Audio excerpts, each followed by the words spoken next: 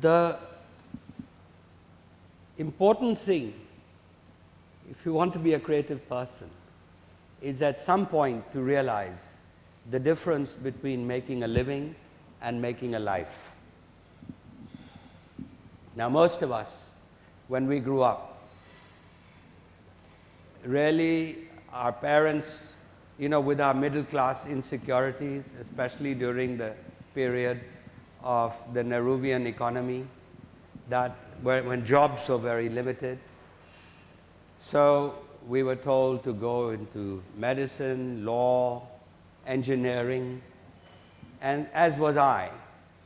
But I ended up in philosophy. And early on, I was lucky to realize that you go to the university not only to make a living, to learn to make a living, but also to learn to make a life.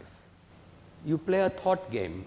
Most of us play thought games when we are young, especially when you're in the university, you go to and at night is when the action is, when you're sitting with your pals in the hostel, and then somebody asks, what if you had only 6 months to live?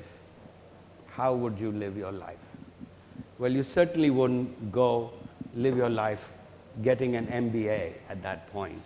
Creativity and innovation, which is what this segment is all about, really begins with a personal responsibility. We're not all born Mozarts. When at the age of 3, Mozart knew that he would become a great composer. He was composing at the age of 3. Most of us have just sort of stumbled through life, and if we're lucky, we find a passion. Creativity requires a context.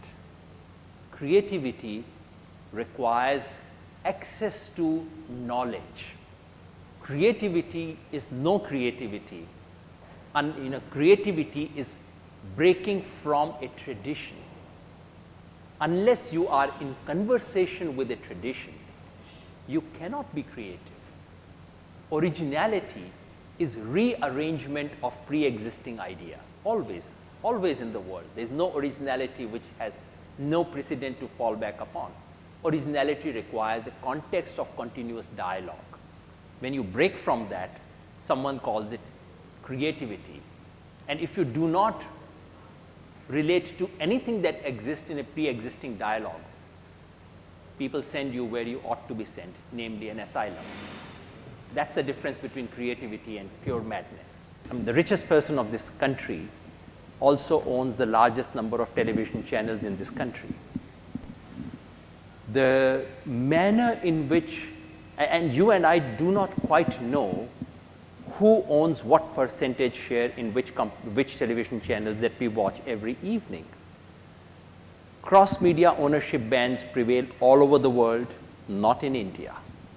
Elementary declarations about conflict of interest. Why is it that one of the largest selling Hindi newspapers in this country did not carry one single report about this thing called the coal scam of this country? It so happened that the owner had lots of coal mines. Not one word was mentioned about this. So we are in a situation where the freedom of media is very seriously compromised.